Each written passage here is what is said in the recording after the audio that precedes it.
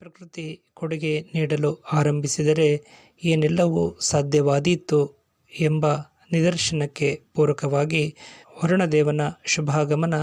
ಧರೆಯ ಎಳೆಗೆ ಆಗಮಿಸುವ ಮೂಲಕ ಧರೆಯಲ್ಲಿ ಸೃಷ್ಟಿಯಾಗಿರುವಂತಹ ಸಕಲ ಜೀವರಾಶಿಗಳು ಕೂಡ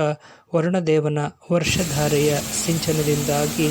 ಉತ್ಸಾಹ ಹಾಗೂ ಹೊಸತನದ ಮಂದಹಾಸವನ್ನು ಮೂಡಿಸಿ ತಮ್ಮ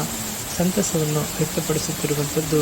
ಭೂಪ್ರದೇಶದಲ್ಲಿ ಕಾಣಬರುವ ಸಂಗತಿಯಾಗಿದೆ. ಮಧ್ಯ ಕರ್ನಾಟಕದ ಜೀವನದಿಗಳೆಂದೇ ಖ್ಯಾತಿಯಾಗಿರುವಂತಹ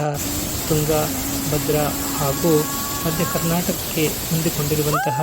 ಹೇಮಾವತಿ, ಲಿಂಗನಮಕ್ಕಿ ಮತ್ತಿತರೆ ನದಿಗಳೆಲ್ಲವೂ ಧಾರಾಕಾರ ಮಳೆಯಿಂದಾಗಿ ತುಂಬಿ ಹರಿಯುತ್ತಲಿದ್ದು, ಈ ಪ್ರಾಂತ್ಯದಲ್ಲಿ ಬರುವಂತಹ ಜೋಗ ಹಾಗೂ ಮತ್ತಿತರೆ ಜಲಪಾತಗಳು ಉಕ್ಕಿ ಹರಿಯುವ ಮೂಲಕ ಯಾತ್ರಿಕರಿಗೆ ಹಾಗೂ ಪ್ರವಾಸಿಗರಿಗೆ ಕಣ್ಮನ ಸೆಳೆಯುವ ಮೂಲಕ ತನ್ನತ್ತ ಆಕರ್ಷಿಸುತ್ತಿವೆ. ಸಕಲ ಜೀವರಾಶಿಗಳು ಹಾಗೂ ಸಸ್ಯ ಸಂಪನ್ಮೂಲವೆಲ್ಲವೂ ಧರೆಯ ಎಳೆಯಲ್ಲಿ ಧಾರಾಕಾರವಾಗಿ ಸುರಿಯುತ್ತಿರುವಂತಹ ಮಳೆರಾಯನ ಕೃಪೆಯಿಂದ ಉತ್ಸಾಹ ಹಾಗೂ ಹೊಸತನದ ಸಂತಸವನ್ನು ವ್ಯಕ್ತಪಡಿಸುತ್ತಲಿದ್ದು, ಈ ಪ್ರಾಂತ್ಯದಲ್ಲಿ ಕಾಣಬರುವಂತಹ ಹಳ್ಳ ಕೊಳ್ಳಗಳು, ಕೆರೆ ಕಟ್ಟೆಗಳು ಕೂಡ ಹಂತ ಹಂತವಾಗಿ ಭರ್ತಿಯಾಗುತ್ತಿದೆ. ಭದ್ರಾ ಜಲಾಶಯ ಹಾಗೂ ತುಂಗಾ ಜಲಾಶಯಗಳು ತುಂಬುವ ಹಂತಕ್ಕೆ ತಲುಪಿದ್ದು, ಈಗಾಗಲೇ ಗಾಜನೂರಿನ ತುಂಗಾ ಜಲಾಶಯವು 3-4 ಬಾರಿ ತುಂಬಿ ಹರಿಯುವ ಮೂಲಕ ತುಂಗಾ ನದಿಯ ನೀರು ಕೂಡಲಿಯಲ್ಲಿ ಸಂಗಮವಾಗಿ ತುಂಗಭದ್ರಾ ಅಣೆಕಟ್ಟೆಯತ್ತ ಸಾಗುತ್ತಿರುವಂಥದ್ದು ತುಂಗಾ ಜಲಾಶಯದ ವಿಶೇಷವಾಗಿದೆ. ಹಾಗೆಯೇ ಭದ್ರಾ ಜಲಾಶಯವು ಕೂಡ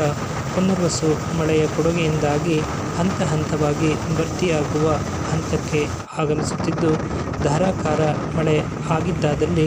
ಭದ್ರಾ ಜಲಾಶಯವು ಕೂಡ ಭರ್ತಿಯಾಗುವ ಮೂಲಕ ತುಂಗಾ ಹಾಗೂ ಭದ್ರಾ ಜಲಾಶಯದ ಆಶ್ರಯದಲ್ಲಿ ಇರುವಂತಹ ಸರ್ವ ರೈತ ಬಾಂಧವರು ಆತಂಕದ ಚಿಂತೆಯನ್ನು ನಿವಾರಣೆ ಮಾಡಿಕೊಂಡು ವರ್ಷದಲ್ಲಿ 2 ಬಾರಿ ಬೆಳೆಯುವಂತಹ ಬೆಳೆಗಳಿಗೆ ಕಾರ್ಯಸನ್ನದ್ಧರಾಗುವ ಮೂಲಕ ಬವಣೆಯ ಬದುಕನ್ನು ನೀಗಿಸಿಕೊಳ್ಳುವ ಮೂಲಕ ಸಕಲ ಜೀವರಾಶಿಗಳಂತೆ ರೈತ ಬಾಂಧವರು ಉತ್ಸಾಹಿತರಾಗಿ ಬದುಕಿ ಬಾಳುವಂತಹ ಸಂತಸದ ಲಕ್ಷಣ ಭದ್ರಾ ಜಲಾಶಯ ಭರ್ತಿಯಾಗುವ ಮೂಲಕ ಮೂಡಿಬರಲಿದೆ. ನಮ್ಮ ಜ್ಞಾನವಾಣಿ ಕುಳಗಟ್ಟೆ ಯೂಟ್ಯೂಬ್ ಚಾನಲ್ಗೆ ಲಭ್ಯವಾಗಿರುವಂತಹ